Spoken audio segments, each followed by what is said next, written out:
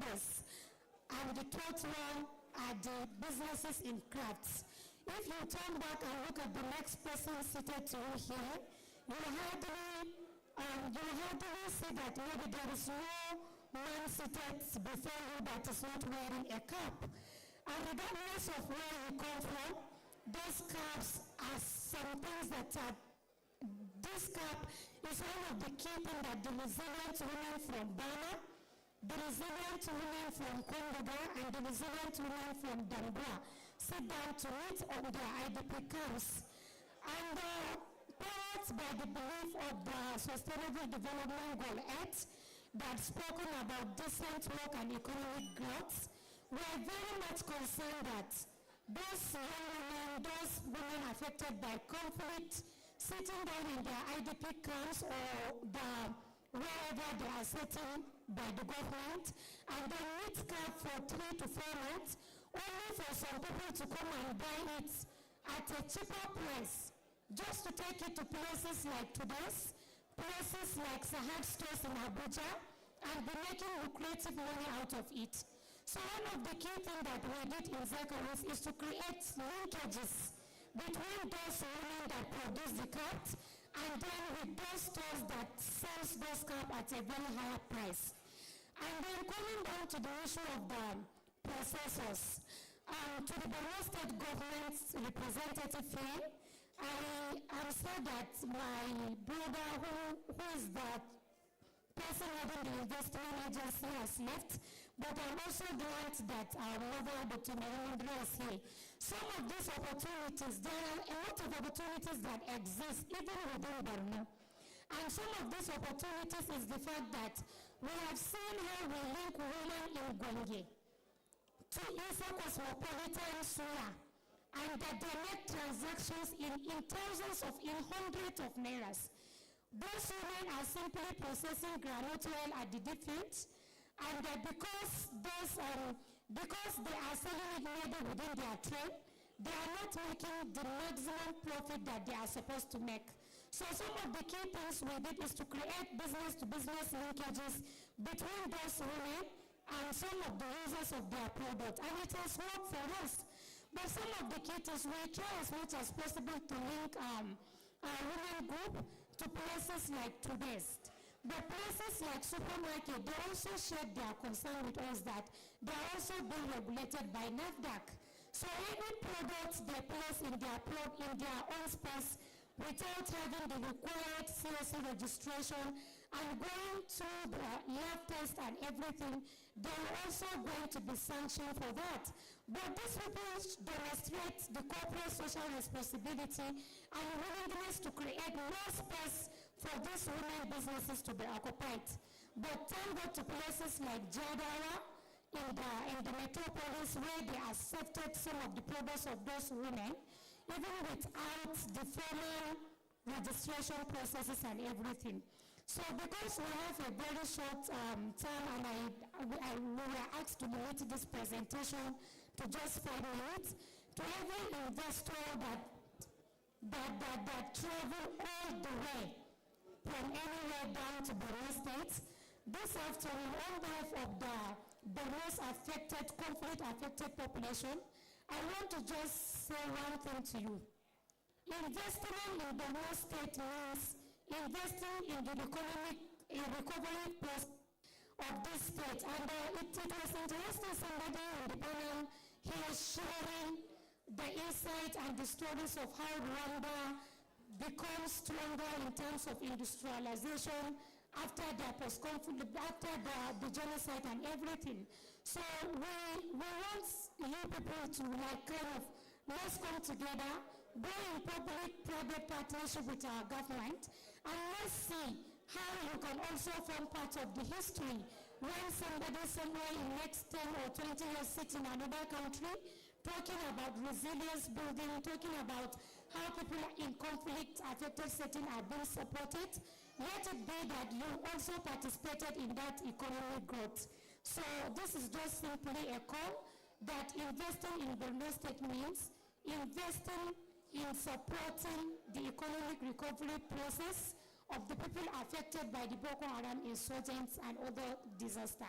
So thank you so much, and well done. A round of applause for her there, and the message is clear. Borno is open for business. Let's utilize this opportunity and invest in Borno State for prosperous partnership. All right, moving on. Permit me to call on Esanchi Foods. Esanchi Foods. Is Esanchi Food available?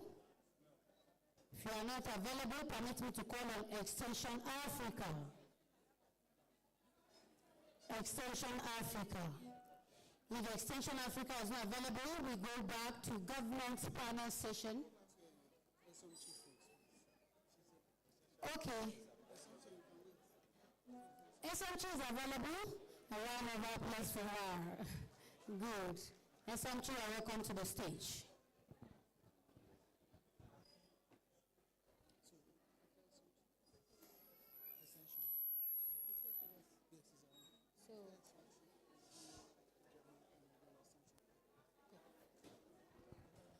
Good afternoon, everyone.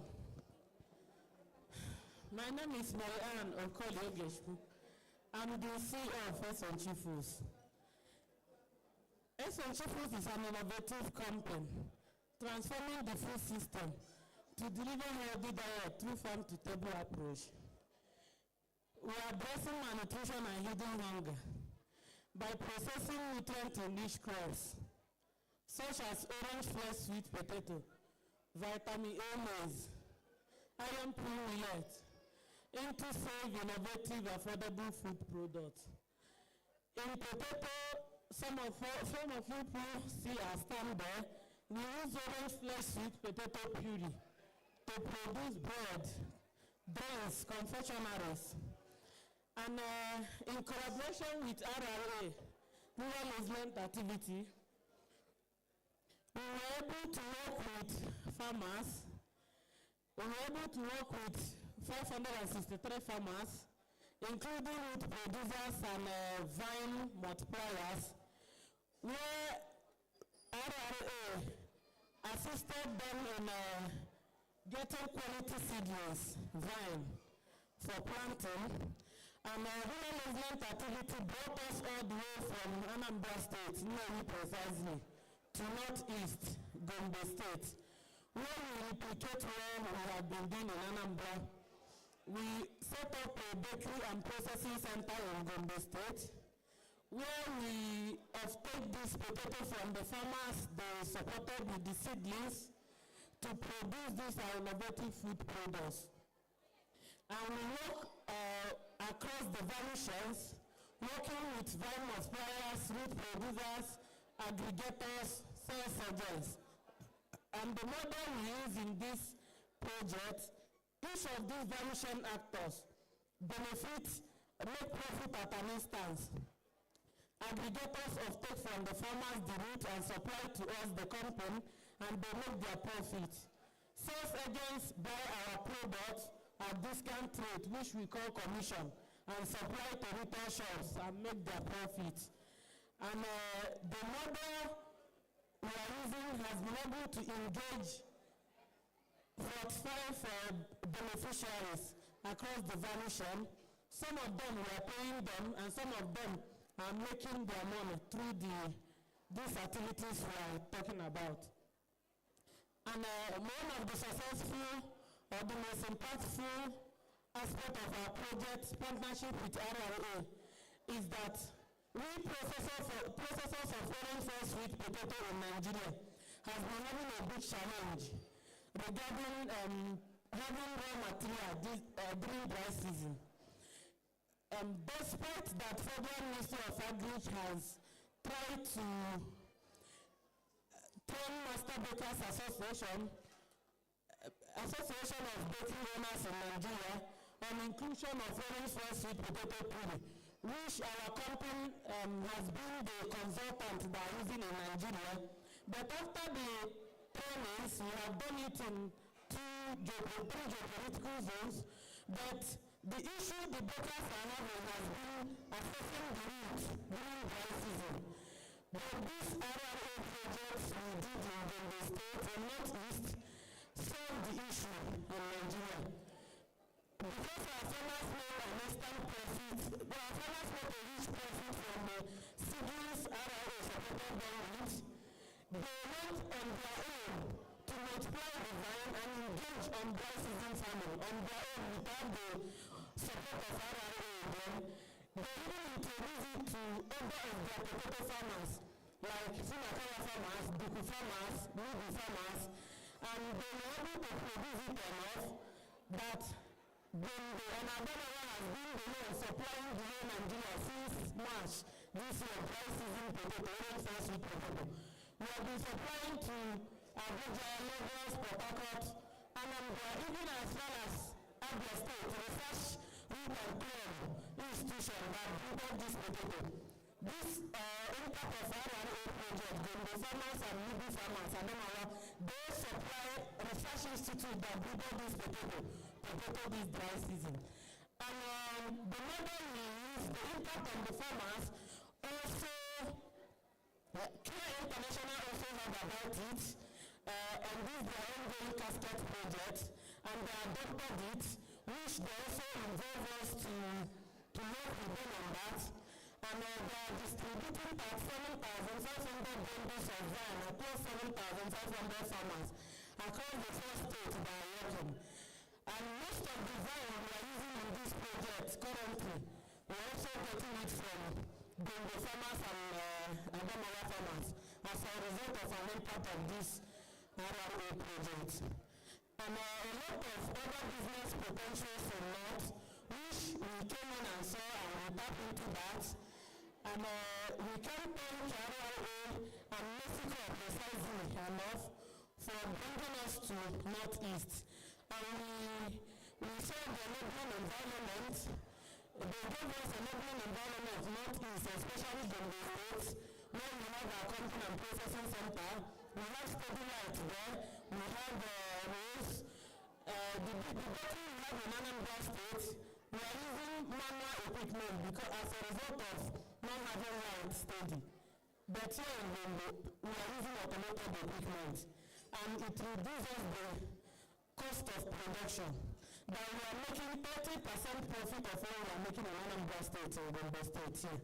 So I want to sincerely appreciate Mexico and RRA for this great opportunity.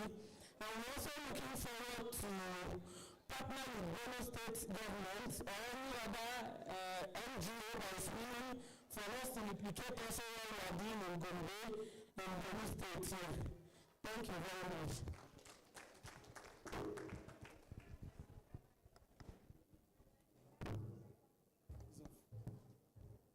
Thank you very much. I want to welcome for that place. We are moving forward, almost coming from Borno. We are going back to government panel, permit me at this juncture to call on Ralph to coordinate this session. Okay, so thank you very much. The government panel is going to be moderated by Moses Goldstein, Gender Advisor, and the person of Christina Wakana. Stephen, please put your hands together for her as she takes the podium.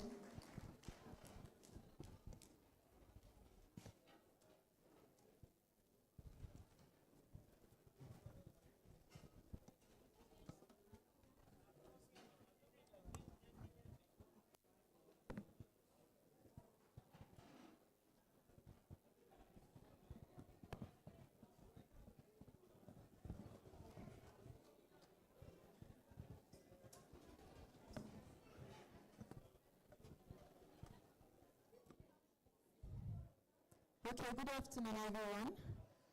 All protocols duly observed. We are moving into the government panel discussion. I believe this is the peak of today's event because the host is the government.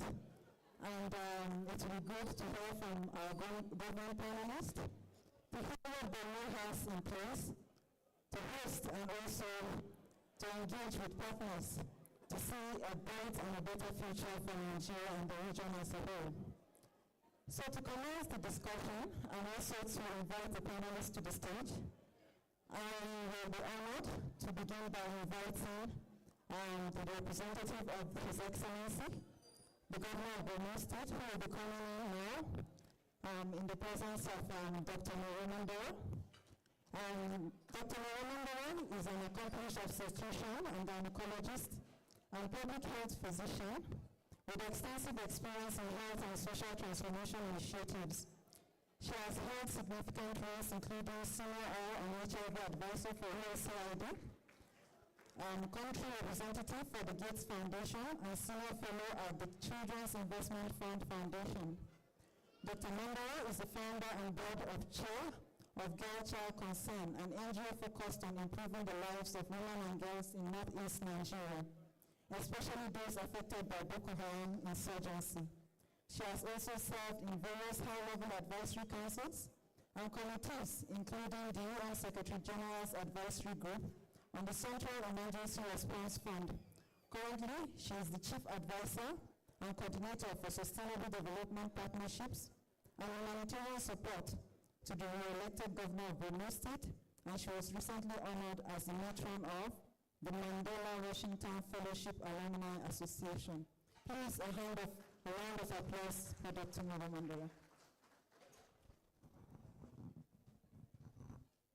Duly represented also, we have the Honorable Dr. Taupas Asara, the Commissioner for Trade, Commerce and Investment.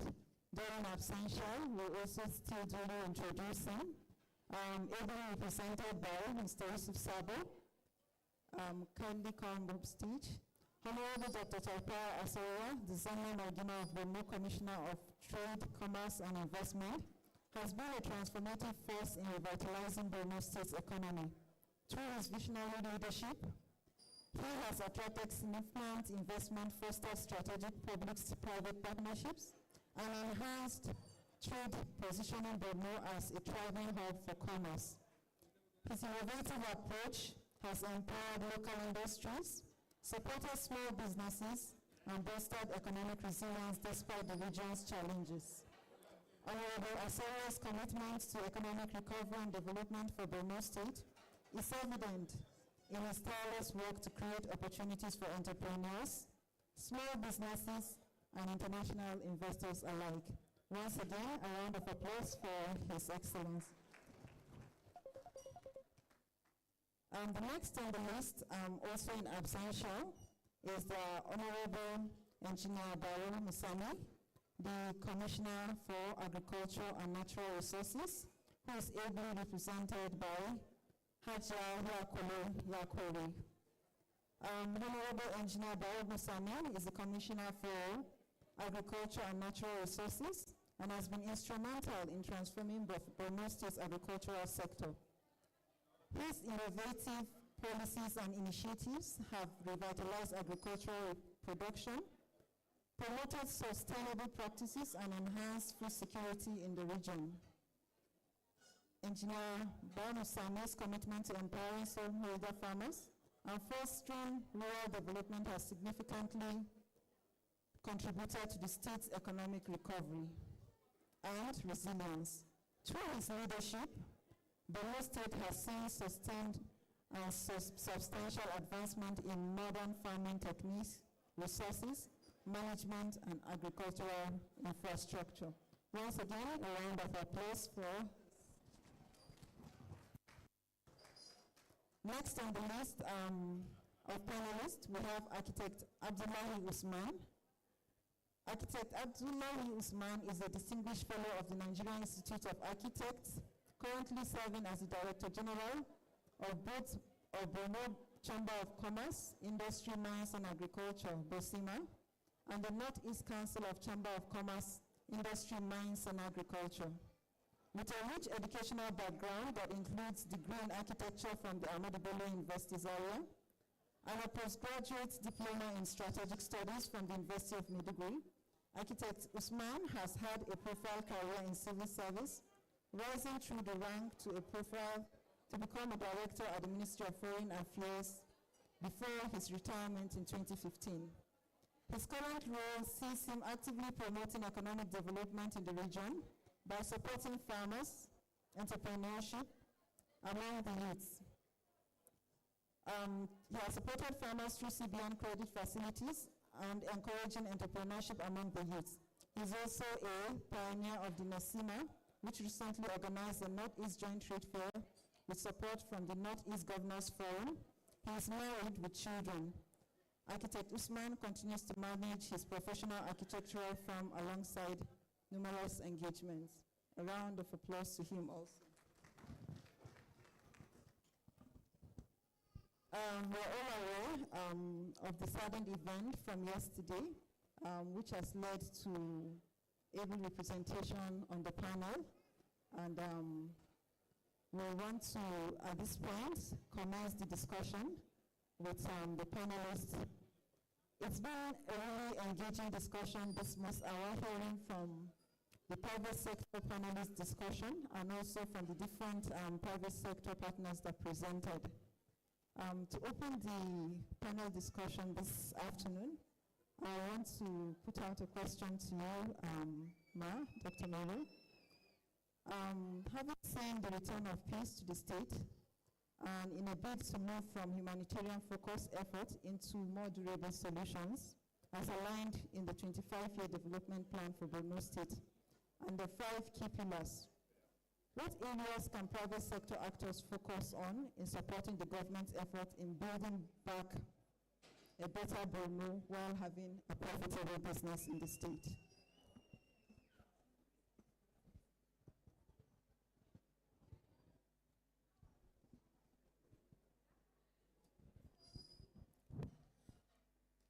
Thank you very much. First of all, I understand immediately after lunch, all the blood goes to the stomach to try and digest.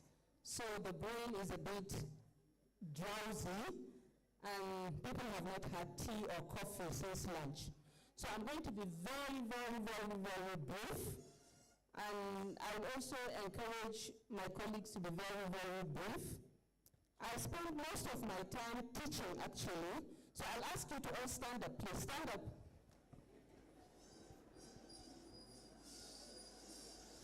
Everybody stand up. That's part of my answer. Stand up. Okay, just say hello to the person next to you. Hello? Hello? Okay, now look at me. All of you, look at me. Food people, stop it and look at me. Thank you. If you're happy, clap your hands. If you're happy, clap your hands. If you're happy, I want to show. If you're happy, clap your hands. Now I'm sure for the next 15 minutes we'll be alert. Thank you.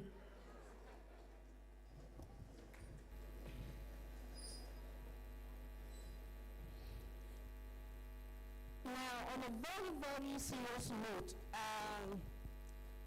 this conversation is something that is really, really, really important for us as a government of Borno State. And you can really understand how important it is for us if you realize that the last 14 years or so, people have been suffering the consequences of internal displacement as a result of Boko Haram. Our chairman of the Chambers of Commerce will tell you that there were people who were billionaires who had to go and live in IDP camp. You know what that is? And then be given food rations to feed their families as a result of insecurity. Now we are lucky, insecurity is gradually or rapidly becoming a thing of the past in Borno State. So there are a number of things that we as a state government are focused in ensuring we continue to build resilience, but also we make sure people live with dignity. The underlying current of our approach to businesses and to business sector is not profit. It's not profit for us as a government. It's creating an enabling environment to work with those whose interest is profit, that's private sector, to be able to make profit while supporting us get what we need. What do we need? We just want people to have dignity to live as human beings. period. So that people can begin to wake up in the morning, go and work, so that parents will have aspiration for their children to be better than they are, so that our people can begin to learn the dignity of work all over again, so that they can have peace and be able to live a decent life like every one of us, period. So as a state, our main thrust is, how do we make it good for you to come and invest with us? Borno State is focused mainly on promoting agriculture. That's our mainstay of concern. Why are we concerned about agriculture? Because 70% of our population are agro-based people. They're either farmers, value chain additionals, or they're selling produce. They're all around agriculture. 70% or more of our people, this is their life. So agriculture for us is very, very important. But not subsistence agriculture. As I said in the morning, we want our people to be better than it would have been had there been no insurgency. So if there's no insurgency on a scale of 1 to 10, they would have been in bar 6. Now we want everybody to be at 9. So agriculture. The second is energy. For us, energy is also very, very important, especially sustainable energy. We are blessed to have an average of about 13 hours of sunlight in a day. So we have no business not having energy.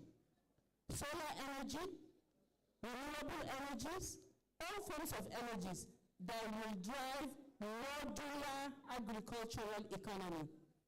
And I say the word modular because if you look for the experts, I'm sure he's going to talk to you about it, for the landscape of Borno has been studied and they have aggregated it and zoned it. We know where if you do cowpeas, that's why you're going to get a lot of money. We know why you need to do sorghum. We know why you need to do fish. We know why you need to do other bigger ruminants and other animals. So it's very, very important. And for this reason, the Borno State government has a 25-year development plan and a 10-year strategic transformation initiative. In Pillar 3 of the strategic transformation initiative, leadership in agriculture, we detailed out areas that we have comparative advantage. Areas that it's better for you to invest in Borno than in Kaduna or Lagos because we have comparative advantage. But the most important comparative advantage for business people, I will say, are 3. One, that Borno is the border of so many other countries. It is the route to as far as Libya, to as far as Sudan, to Central African Republic. So whatever we produce here can sell anywhere. The second is, already Borno has a free trade zone in Banki that has been approved. We have a free trade zone in Banki. At the moment, the only vehicles I see, the person that's cashing a lot on that is Dangote. Free trade zones. Number 3, again, Aliko Dangote business has this federal government waiver, and he is building major roads connecting Borno to Chad and to Cameroon. And these are concrete roads like those of Apapa. So you see, for businesses, if you don't come now, you'll come when it is too late. Because as these things progress, they're going to saturate. But most importantly, the people of Borno are not lazy. They are not lazy. Men and women are not lazy. They're not lazy and they're very proud. And I think we should cash on the pride. They're very proud. They're too proud to be giving peanuts. So work with them and create wealth so that as you gain wealth, you also build wealth. And I'm very happy to tell you that right here in the city of Maiduguri, I know there are no of startup companies that work for Korea. There are companies here that work for Korean companies. There are young men and women here that work for American companies. There are young women and women here that work for China. They live in Maiduguri in this digital economy. So, whatever you need, as Bulama said, the ball is in your court. You have a discussion with our investment. You negotiate what you need. We're not going to tell you we're giving you salt or water. No, negotiate with us, and we'll give you what you need to invest in Borno State. Thank you very much.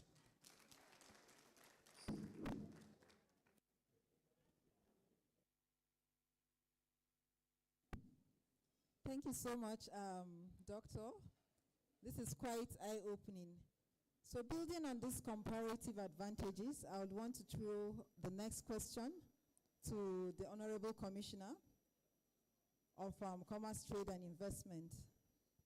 Knowing fully well that Borno State is bordering 3 countries and has historically been the trade hub of the region, these trade links were in the past affected by insecurity. Now that peace is returning, what is the status of trade activities in the state currently, including cross-border trades? I remember the same question was asked earlier by one of the private sector partners to say, what is on ground? Over to you, sir.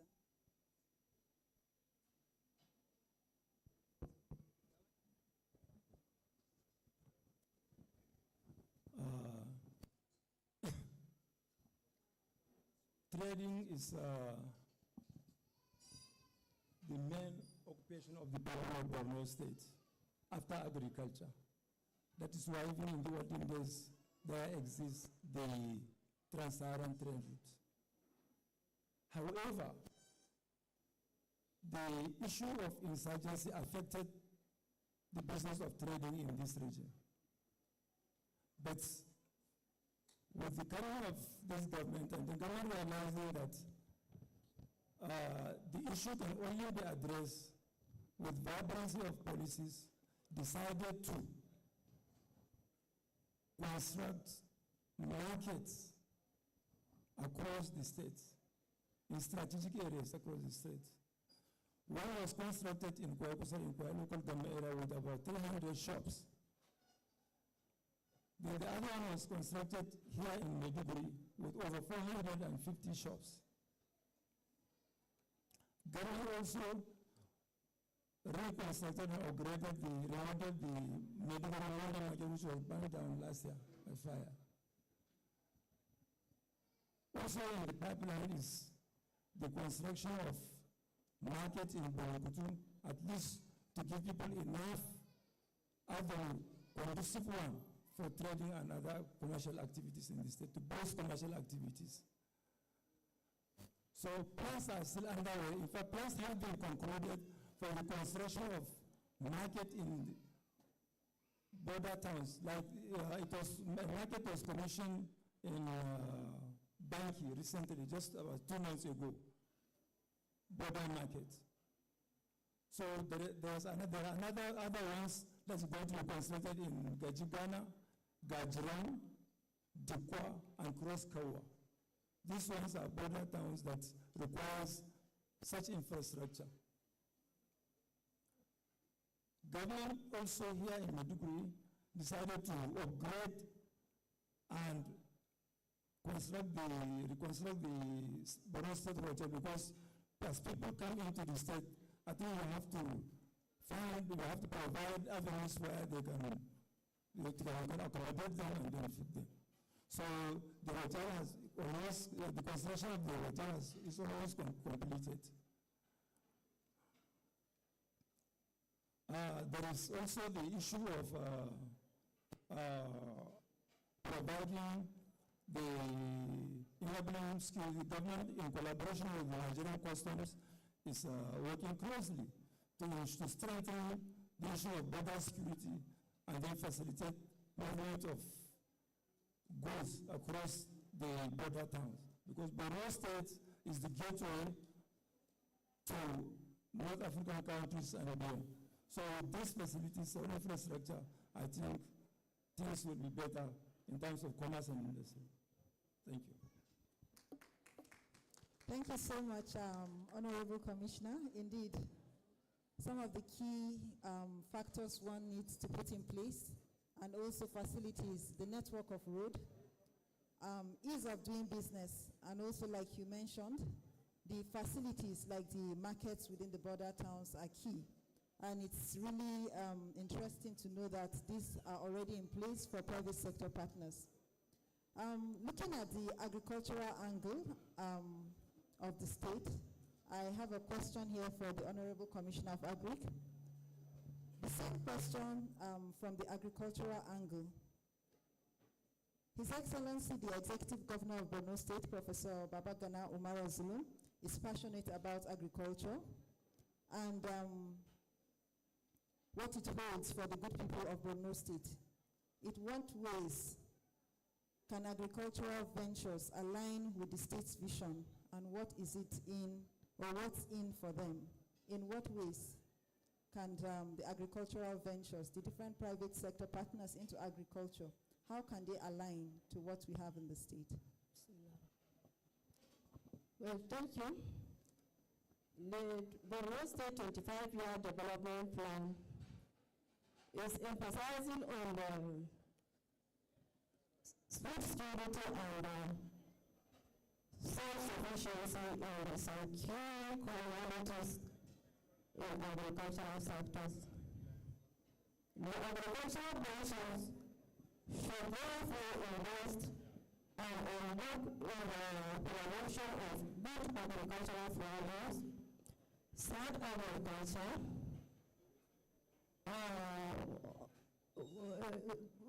smart agriculture, and also good agricultural mechanization and new technologies. All this should be geared towards budget activities. And agricultural ventures also should also align all activities that are participating plus the 25-year development plan in order to obtain good economic and development in the state. Thank you. Well, thank you so much, ma'am. It's interesting to have on the panel the private sector representation of the state in Borno State, ably represented by the Director General of BOSIMA. We want to know, because I know private sector partners from outside the state know the context outside Borno State and where they're coming from. But it will be good to have an idea of what the terrain is like, especially for entrepreneurs within the state. So which business models or sectors in Borno State do you believe hold the most potential for high returns on investment based on assessments of ventures by the Chamber of Commerce?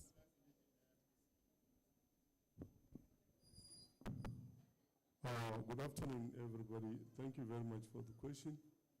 I believe everything that is expected has been said, because going by our name, the Chamber of Commerce, Industries, Mines and Agriculture, everybody here is a member, which means we all know exactly what we are supposed to do.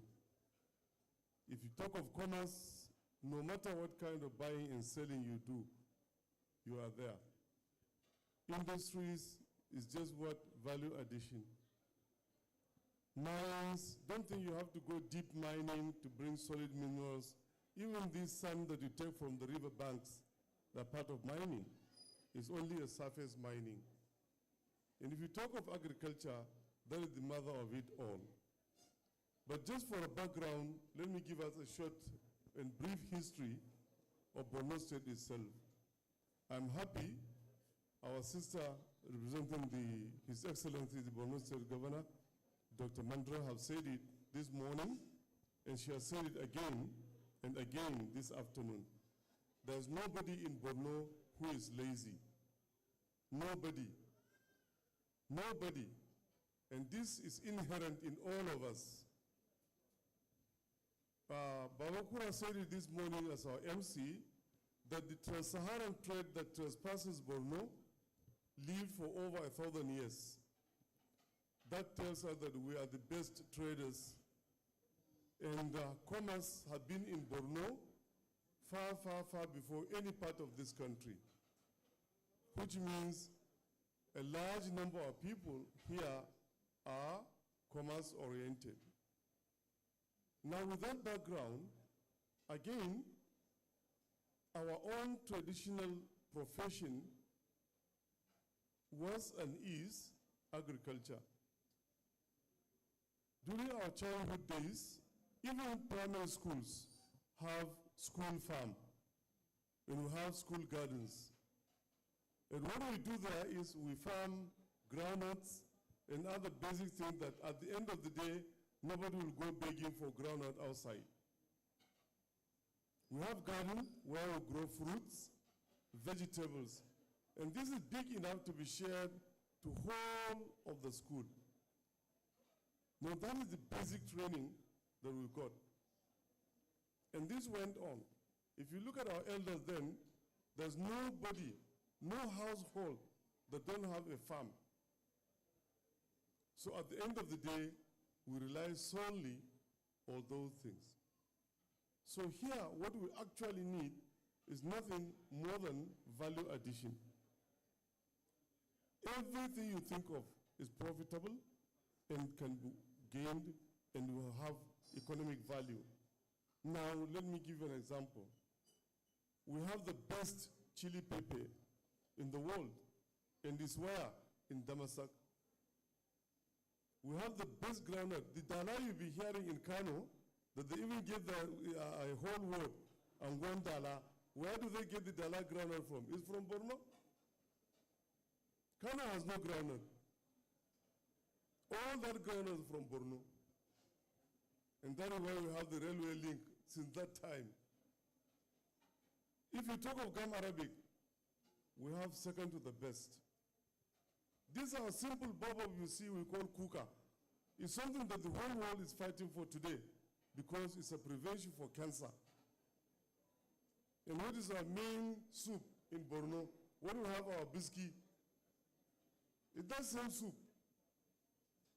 So why I'm bringing all this is just to give us the background that whatever we produce here is marketable. And we have it in export value. We have our cotton belt, if you remember those in the early 60s. Immediately you leave Bama town, up to Gombe, is a cotton belt that is the best in the world. The best refined cotton in the world. From Bama up to Gombe, the whole of that axis is cotton belt. Today we are not producing a single cotton. We are importing cotton from Chad and Cameroon.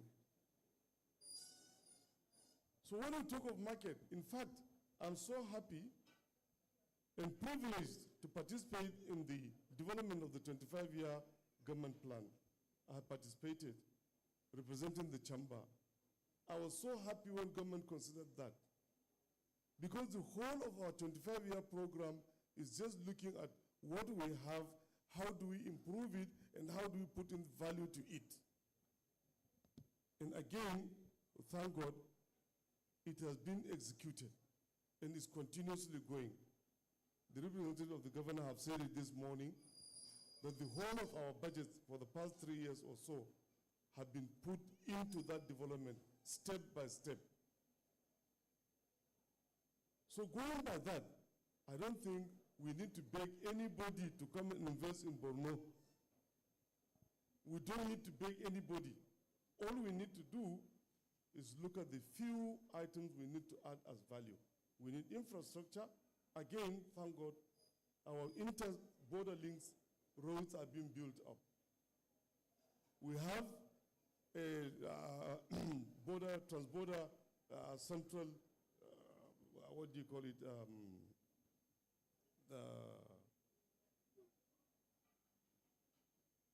off-border, this thing, where we keep, we have the dry land port. Once we have that, then what else do we need? We are already part of the African Free Trade Zone. We are already part of it. We signed the treaty. Nigeria is part of it. And we are strategically located, bordering 3 countries, Cameroon, Chad, and Niger. Before the insurgency, 90% of our businesses in Borno is not done in Borno. Either Chad, Cameroon, Niger, Sudan, Libya, Central African Republic, all these areas. And then people don't even come here. Don't think it's today that you have internet, that you are doing internet banking. No. We started that in the 60s. Cameroon will just pick his phone and call his representative here. Say, look, I need 3 trailer loads of cooking oil. Finish. It will be delivered in the next 2-3 days. All these companies, go and ask anybody. All the industry from Lagos, Ibadan, Aba, Kano, they are only feeding the Maiduguri market. Ask anybody. It's time to be challenged. The whole market is here. And this is one of the reasons why we had that Boko Haram issue. Nobody was idle. There are just some few intrigues that came into the life of the people, and thank God it's been changed. As Dr. Mandra said, when the Boko Haram insurgency started striking in this town, they started on the traders. They'll go to a big businessman and tell him, look, they need 10 million, they want to go and do God's assignment. And this man will have to give them the 10 million. They'll come after the next 2-3 days, collect another 10 million, until he is bankrupt, and they'll kill him. That is the background of the Boko Haram, if you don't know. So they are doing that because they know that they have not only gone bankrupt, some of them have even been buried. So this is the basic background that I need to add to whatever, because all that has been said since the morning till now is just telling us precisely what we need to do to improve. And as far as I'm concerned, that is just value addition. And then looking at improvement in terms of infrastructure. The government policy is already in place. In fact, there's no, I don't know why we have to advertise for business. If I have money, you don't have to tell me the best restaurant to go and eat. I'll find it myself.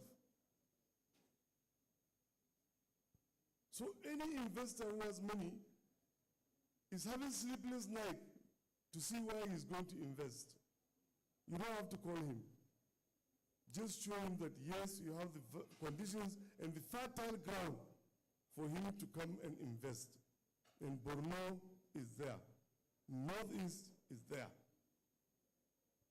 Every single type of mineral you think of in this world, we have a percentage of it in the Northeast.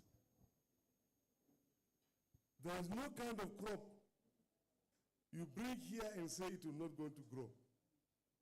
You may need to spend a little on it, maybe because of the soil variation or climatic changes here and there, but it will grow. Let me give an example of myself. When I joined the federal service in Lagos, that was around 1990, spent about 2 years in Lagos, then the movement to Abuja came, so we moved to Abuja. Immediately I got to Abuja. Because it's inherent in me, I looked for a small farm. First, I rented it, then later on I bought it off the owner. You know what I was planting? Ugu. Ugu. You know that ugu plant they use for soup? Aha. And to God, every week, I will just go there and sit down on my small stool, and this market who was selling ugu in Wuse Market and so on will go there. Even before I go, they will all cut ugu and wrap it to the point that they sell for 100 naira. And I'm selling for 80 naira for them. Everyone will put her on, count it. And I'll just be sitting down there. She will say she has 50, this one will say 30. I say, okay, I have my calculator. I'll collect my money. And I do it on Saturdays and Sundays. And every day I'll come back home with nothing less than 200, 20,000, 100,000 naira. And if you multiply that in a month, I'll be earning almost 800,000 naira in a month, which was far, far, far more than my salary. And I was very comfortable. Ugu,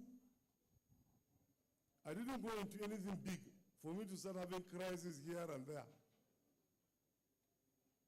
When I retired from service in 2015, I moved to the state in 2017, and the first thing I did from my retirement benefit is I bought a piece of land. I now have over 2,000 hectares. I have over 2,000 hectares of land. Until the insurgency, I was farming it. And I was farming what? Sesame and beans. And after my first investment, I've never put in 1 kobo again. I was just recycling the money and taking what I was going to spend. So this is just to give us the background. Honest.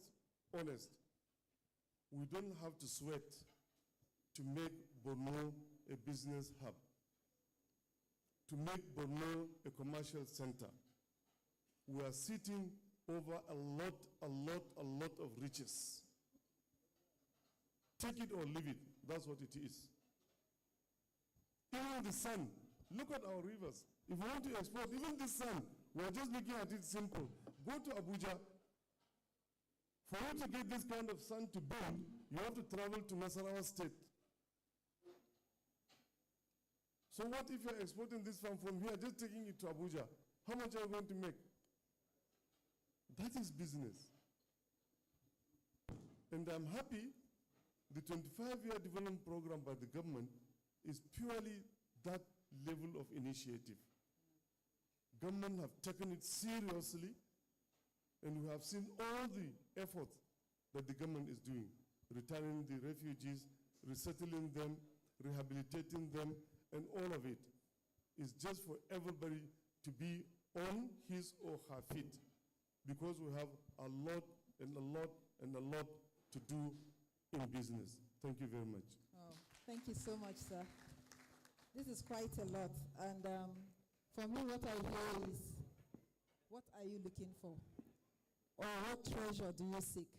Whatever it is you are looking for is available in Borno State. The thing is, are you ready? And if you are, we are ready. So my next question is to Dr. Meru. It will be good to hear from the government the most important message for investors. What will be, or what is the most important message? Having had this lot here, we have key personalities here that have spoken earlier as investors. Okay, you want to go last? All right. Okay, she chooses to go last. Similar question for the Commissioner for Commerce, Trade and Investment to ask. What is the key message? What? We just want to inform investors, not only in Borno, but all over the country, that Borno is a peaceful place and ready for investors. We have abundant resources for investment. In terms of mineral resources, Borno State is endowed with lots of them: lithium, gypsum, limestone, etc. Recently, the state government established the Borno Mining Company, purposely for the state to maximize the mineral resources that's abundant in the state. There are lots of other investment opportunities. Look at the investment hub established by the state government. The hub has more than 13 different factories planned for investors. Presently, about 5 of the factories have been, agreement has been entered with an indigenous company for private-public partnership. So these are the kind of things that we're wanting from our investors, that there are opportunities for investment in Borno State. Thank you.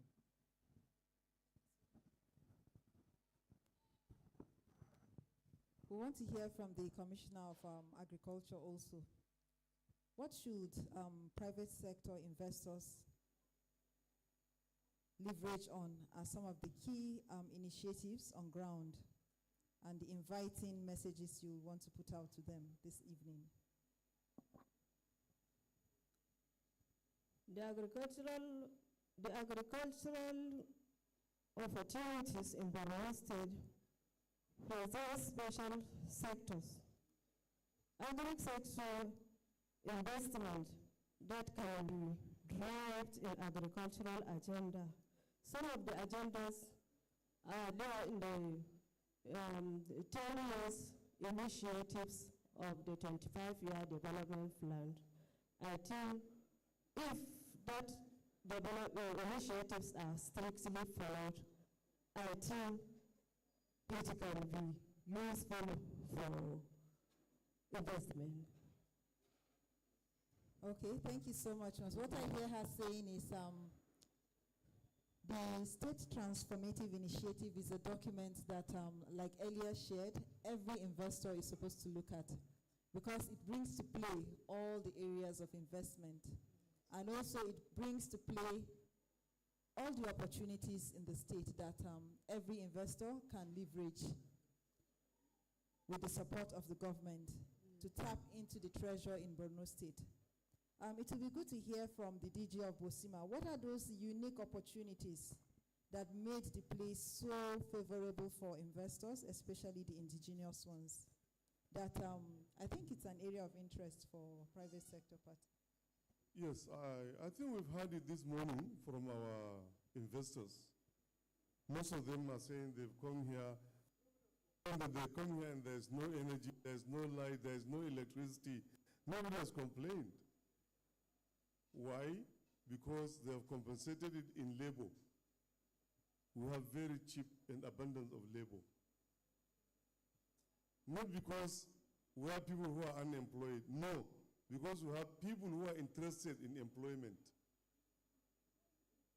So if you take a whole farm of, let's say, 1,000 hectares and give it to 3 or 4 farmers, they will tilt it for you in no time.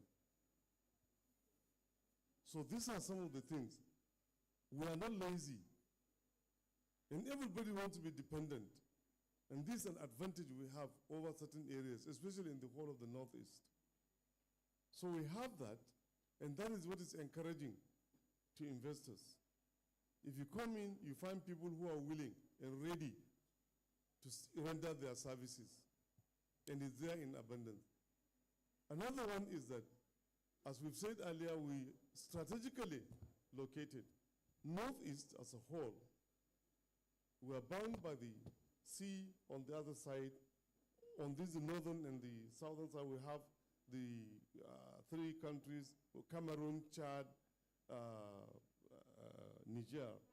In fact, we don't have a land border with Chad. We only have a sea, the Chad itself, the lake, that's the border. So these are added advantages. And all these Cameroon, Chad, and the Niger, until very recently, most of them have their services from this state, from the Northeast. That is why it has become so common, intermarriages between, if you go to Yola, you don't know who is from Yola, who is from Northern Cameroon. From here, you don't know who is from Maiduguri, who is from Chad. On the other side, you don't know who is from Niger and who is from Maiduguri. So this is because of that friendliness, and we have a lot of people coming in and out, handling our commerce and so on. And these are very, very good, this thing. When you look at, we had this veg flu that was in Biu-Gombe border. They produced tomatoes, mango juice, mango pulps, and so on. And these were exported that time. I saw it myself in London. In London, I saw it myself. The veg flu drink, the mango, in a shop. And it's from here, Dalinkoa, the border between Gombe and Biu. That means we have that fruit in abundance. And it's still there. The only thing is that we don't have investors who are ready to come and put in the money and do that. The Gam Arabic we are talking of is still there. The fishing we have, the cattle, we have the best fish from the Chad. So these are all opportunities for investors to come and invest. But as I keep saying is, what we need is not just this raw thing. Let government itself encourage value addition so that we will be able to export. That is the most important thing. Let the farmers be encouraged. When they farm, let them be able to process. Because right now, all these rice mills you'll be hearing are coming from Kano. We have to take our rice to Kano, paddy rice, and then mill it before coming back with it. So if the opportunity is not there, so please, what I'm saying is, let investors just come. Take your bill and come and sit down here, and you'll see what you'll make. Thank you. Thank you so much, sir. So what I also hear is we have human resources in abundance in Borno State. And that is one area that the private sector can leverage to cut short the cost of production and the overhead costs, even in marketing. On the rural resilience activity, I can say we were able to identify the commercial agent model as one of the models that facilitates not just trade within the state or local governments in which we operate, but even beyond that, because of the opportunities it brings to private sector partners, reducing the cost of marketing, and also pushing products beyond areas they would have expected. Because of this model and how a lot of people have been empowered in the process, we were not limited to the initial 5 LGAs of the state we're implementing in, but currently as I speak, we're in all 27 local government areas of Borno State with products of different partners we work with, which has not only created or bridged the gap of nutrition in the state, but also facilitated job creation and also employment opportunities beyond expectation for the state. So in closing this panel discussion, I know we'll throw open the floor for questions. Key messages from the government is something we want to hear to close this discussion and also have the final word that will really set the pace open. Thank you very much. I think everything has been said.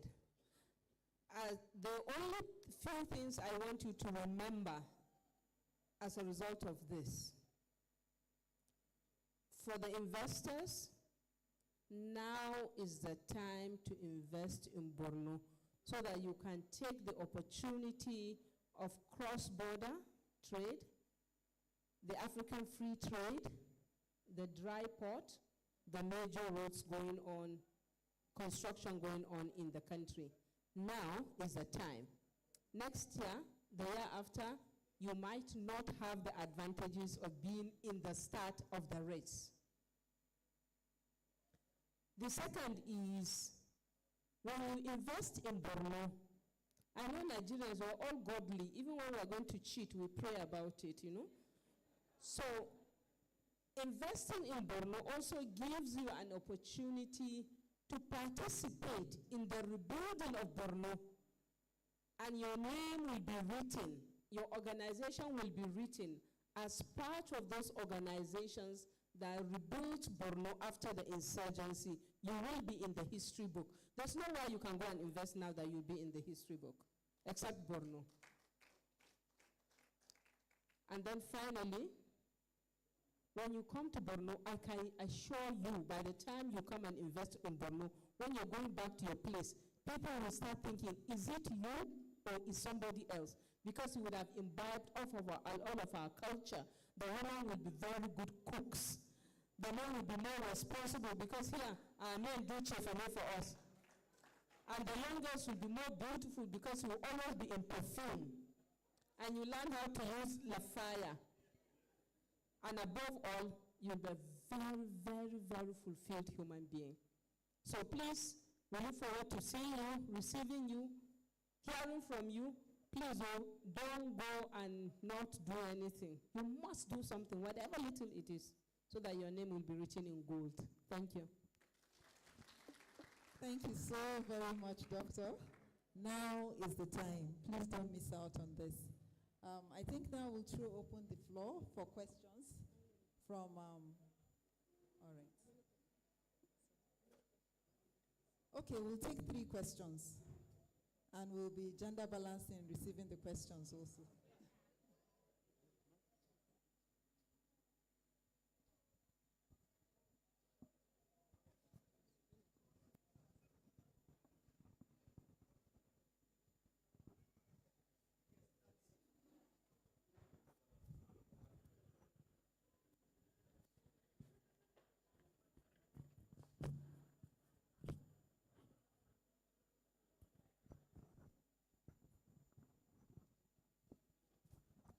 Yes, thank you very much. I really enjoyed this session. My question is on the political environment. One of the key fears of investors is the volatility in the political environment. The 25-year strategic blueprint, I think, is very nice. It's quite fantastic. But what are the legislations that strengthens or supports or protects this blueprint? How do we ensure that beyond this administration, investors can have their investments preserved and new governments or new policies don't come in to upturn some of these gains that you have made? So I want to get assurances from you in terms of the preservation of policies and legislations that strengthens these initiatives. Thank you. Thank you.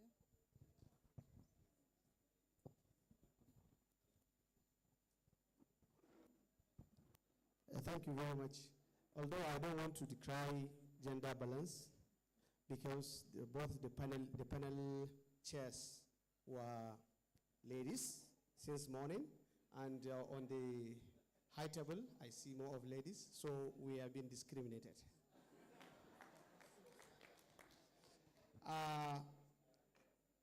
The presentation, the summit by the boss, Chima boss, I think is wonderful. I know him, I'm not surprised that he talks this long, because when I was in Egypt for a program, someone told me about him. He was telling me that you have someone close that you can be able to tap in and get a lot of things. And I think there are a lot of value to add.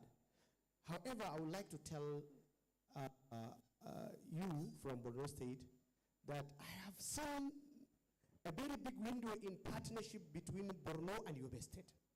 Seriously, I didn't see any prosperity for either of the states without working together.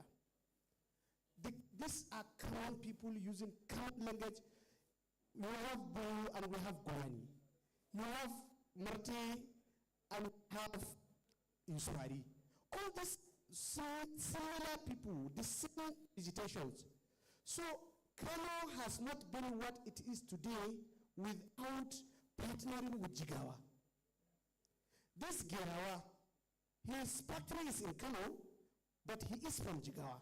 The farm is in Jigawa.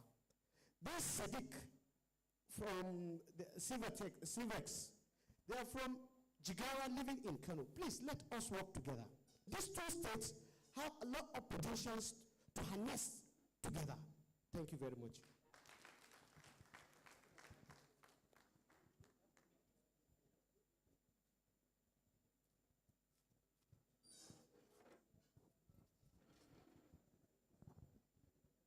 Good evening, everybody. My name remains Mrs. Esther Adebayo. I'm the President, Women and Youth Agro-Processors AgriGen and Exporters Initiative.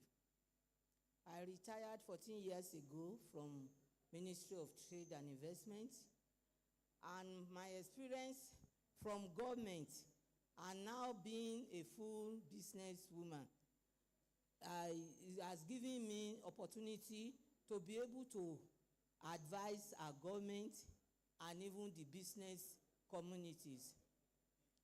Number one, there must be a very strong policy by the state government. Don't give your investors a blank check. Let there be policies.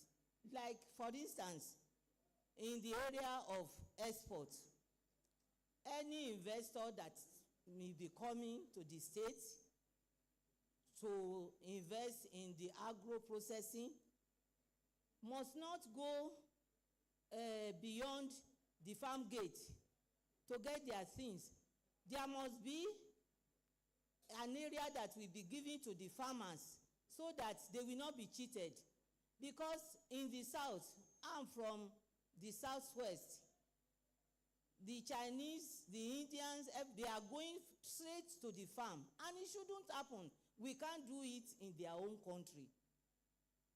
So if proper arrangement is not made, we may, in some years to come, we may experience what we are experiencing in petroleum now, that we are having so much crude oil, and from decades, I think the first something at Olobiri was in 1952 or so.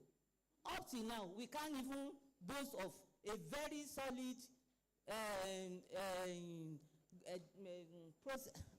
refinery that belongs to the, not even to the government. Government has no business in business. There should have been a refinery that will be owned by Nigerians, for Nigerians, and for the benefits of Nigerians. If care is not taken with our agro business, if we allow the investors to dictate, or we give them blank check, they will go far. So our children that are coming behind us will be facing what we are facing in petroleum now, in agro business. That is one. The number two is that in agro business establishment, the rural area, the farmers must come, the grassroots must come first. And in agro business, if we plan it very well, we don't need, our children will not be jackpot to America, or there is money in Nigeria in agro business.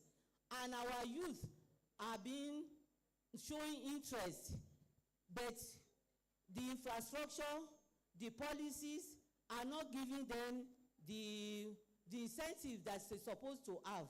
And that is why they are going to where they are going. So all those loopholes must be looked at, even as the state has put on the 25 years development plan.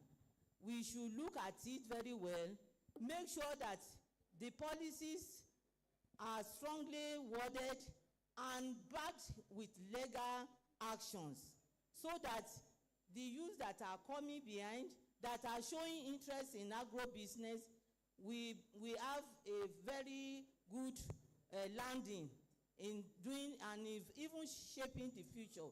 Like in our association, we are mentoring our youth in production, in processing, in export, as a succession plan. By the time we are tired, they will be able to carry on. But we have to train them very well. We have to give them soft landing. We have to give them all the experiences they need to know. And it's just a suggestion and an advice to the government. Thank you. Thank you so much, Ma. I'm excited with mentorship. I remember the discussion we had with Dr. Miro just some days back. I'm happy to hand over the mic to you to start with answering questions. Thank you very much. Yobe, I think what you said is an understatement. The creation of Bauchi, Borno, and Yobe is something arbitrary. It's very, very arbitrary. Borno used to be Borno, Yobe, Adamawa, Taraba, Bauchi, and Gombe. And we were the same people. Anybody whose parent was a senior civil servant and was born in the 1960s, his state of origin is Borno. Even if his parents are in Bauchi, his state of origin, look at it, their birth certificate is Borno. This is a new thing. In fact, it's so arbitrary, the construction of the state is so arbitrary that you find the people of Damasak are closest to the people of Niger. Not to anybody in Nigeria, to the people of Niger. And so that's why our approach is human-centered. In fact, if you speak to Azubuke now, just when you were speaking, I was speaking with him and I said to him, one of the key takeaways of this workshop is that they should arrange for the Borno Renaissance Microfinance Bank to go and visit Yobe Microfinance Bank for a learning visit. Absolutely, you're right. In the complexity of life, no one succeeds alone. We have to hold each other's hand, and quite frankly, the whole region has to look at itself in the interest of the country. Because if the Northeast is not well taken care of, Nigeria will collapse. I'm not a messenger of doom, but it will collapse. I remember 7 years ago, friends of mine in Lagos were 9 years, my very close friends, they had no idea what Boko Haram was. You and this, your Boko Haram. Your Boko Haram, you know, you and your. Now, nobody says that in Lagos. Nobody says that in the Northwest, because if you don't nip a problem at the bud, it will expand. The country is porous. So, yes, I agree with you 1,000%. I come to you last, Ma. Thank you very much for that advice. We do need it. And that is why, if you look at the stance of the government of Borno State, we encourage modular agriculture. Agriculture that will put smallholder farmers at the heart of everything. Even where we talk about large farms, we talk about farmers having aggregate so that they have independence to be able to sell to you or not sell to you. The centrality of respect for human being and the freedom to be who anybody wishes is so crucial. We have seen what has happened to countries like Zimbabwe, Ma. And we have seen the opposite in Rwanda. And we're doing a lot of learning. The level of learning we're doing in Borno is unbelievable. We've been to Rwanda, we've been to Ethiopia, we've been to everywhere to learn, pick the good from them, and sift out so that we don't make the same mistake. And what you said about young people is true. But no young person would go and do subsistence farming. We've got to do value chain addition. They've got to do farming where they can be doing .com. Without .com, young people will not go to farming. So this is the reality of what we're doing. This is the reality, and thank you very much, Ma. We really appreciate your expertise. Now to sustainability. Now, in the last 1 year, there's nothing that stops me from sleep like sustainability. Because this government has worked so hard. It will be a shame if anybody turns anything around and not build on it. And that is why, deliberately from day one, in this government, when we did things, we looked at the last. From day one. If you look at the 25-year plan, it's not a government of Borno plan. It says, this is the plan of the people of Borno State. The governor is the captain of the ship. And that is why, if you look at every state in this country, when they make a policy or when they make a plan or whatever, you find the picture of the governor on it. Not in Borno. Because you will know, if you don't like Zulu, you can decide just because of this picture you will not do the thing. So you don't find Zulu's picture in policy documents at all. These are all deliberate things that he does. With the plan, early in the year, there was a retraining of civil servants, senior civil servants in Borno. And after the retraining and local government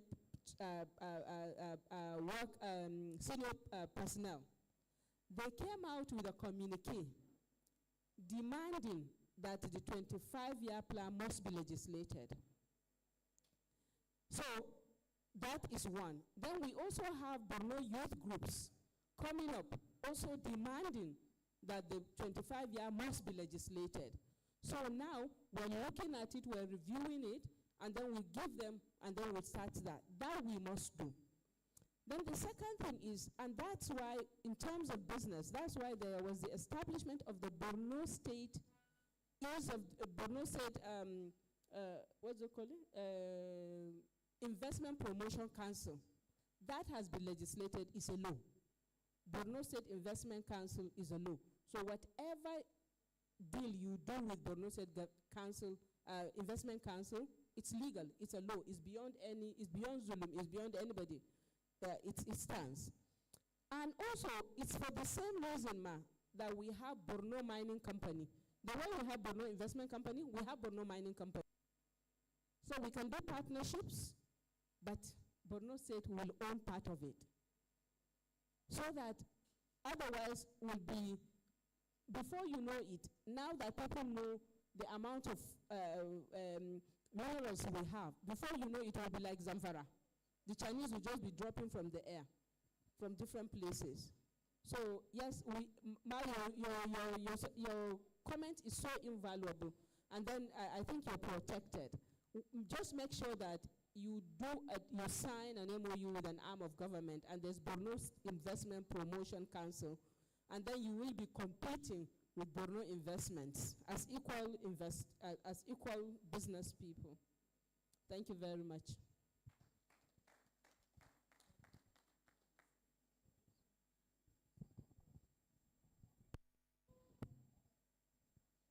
Thank you very much. I think Doctor said almost everything.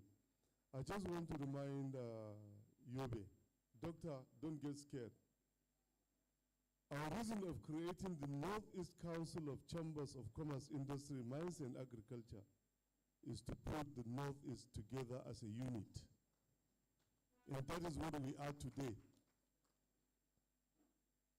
Ask the DG, Northeast Governors Forum. We thank him immensely. He was the one who first pushed us and introduced us to the Northeast governors.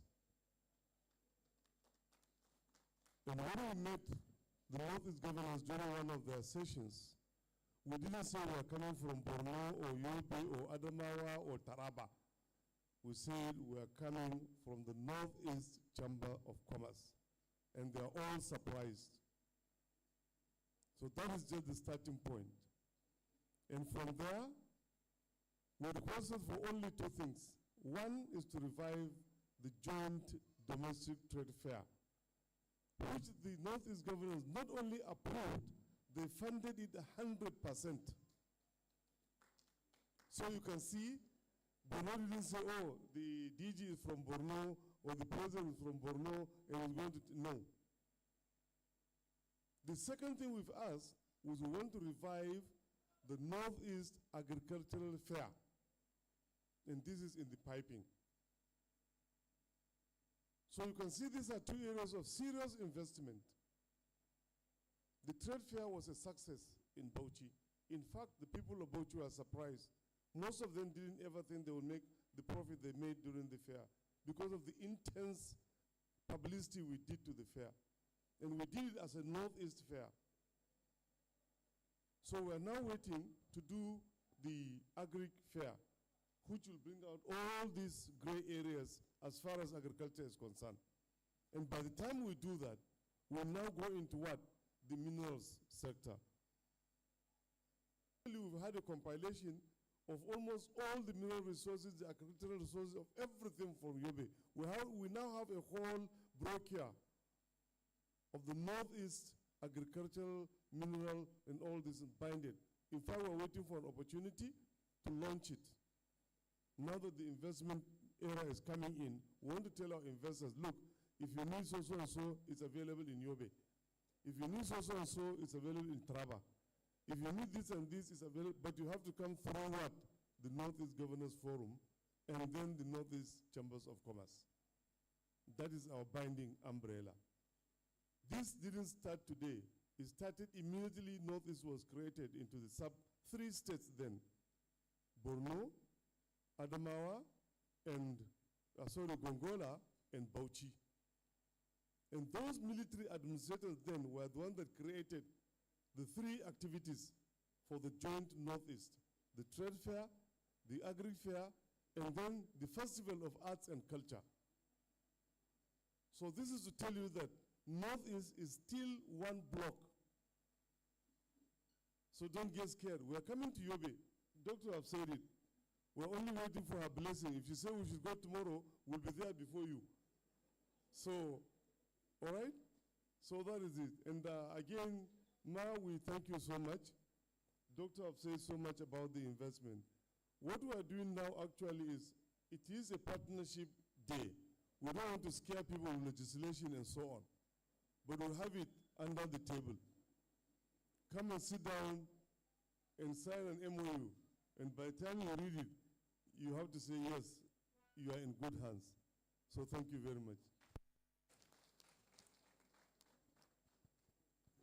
Thank you so much. The field is white and ripe for harvest. Borno is calling on everyone today. Don't wait to be told. It's time we put hands on deck to build a better Borno. Borno of success, and have your names written in gold in the hearts of many people in the state. Thank you so much for listening. This is the end of this session. Okay, we'll do a picture with the panelists, with the country director of Mexico and some high-level delegates. Okay, also the Director General of the Northeast Governors Forum will come up stage, sir. A big round of applause for the panelists there. The government panel discussions. Thank you for this wonderful insight. Is indeed great, rich, and promising towards facilitating trade and private investors to Borno State. Without much ado, permit me, we are coming closer to the end of this program. I will call on Extension Africa for its presentation. Extension Africa. A round of applause as he goes forward. Extension Africa, the floor is for you. And Extension Africa is subsequently going to be followed by Borno Investment Company for us to have a complete lowdown of what Borno has lying in store for you. Thank you.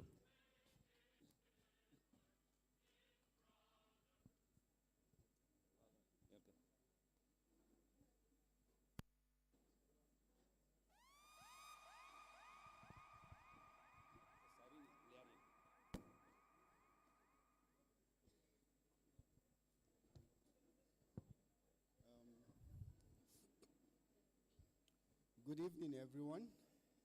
I don't know, Doctor, do you think we still need an energizer? Because it seems people are very weak. I'm an extensionist, so I don't know, probably we still need one more energizer before we take the last 2 presentations. I seek your indulgence, please, to stand up one more time. The weather is extremely hot, so we'll seek for rain. Yes. So please, let's stand up for one more energizer, please. Yes, please, yeah. So the weather is hot. We're going to seek for rain. So we start like this. Let's do it. No, just one finger, please. One finger. Yes. These are just droplets. Two fingers. Faster, faster. 3, 4.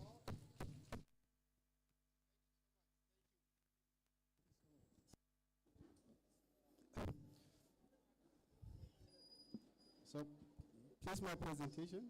Yes. So, we've talked a lot about investment opportunity in the Northeast as recovery strategy.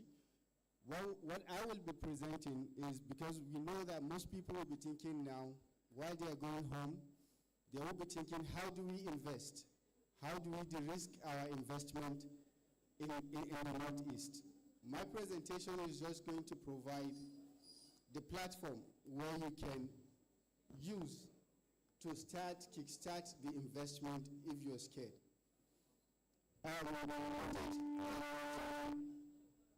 Nigeria overall, we have 38 million smallholder farmers. And these smallholder farmers in Borno is estimated that we have up to there are different variation, 1 to 2 million smallholder farmers.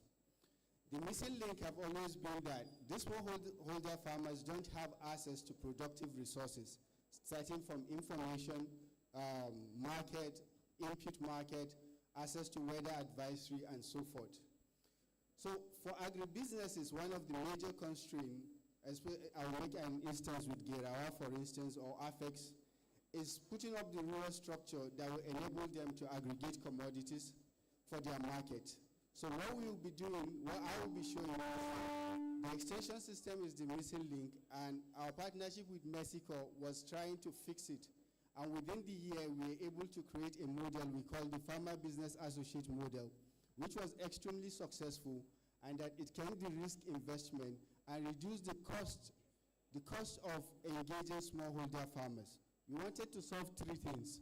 Availability of extension agent. Currently, the ratio is 1 to 10,000, meaning that one extension agent is expected to cater for 10,000 smallholder farmers. This is unrealistic. The FAO recommendation is 1 to 800, and now in Nigeria we are in 1 to 10,000, which is unrealistic. So what we are doing is transforming rural youth to employ them to provide these services to smallholder farmers. The second one is that they are also not reliable. Most of them were employed back days in the 90s, and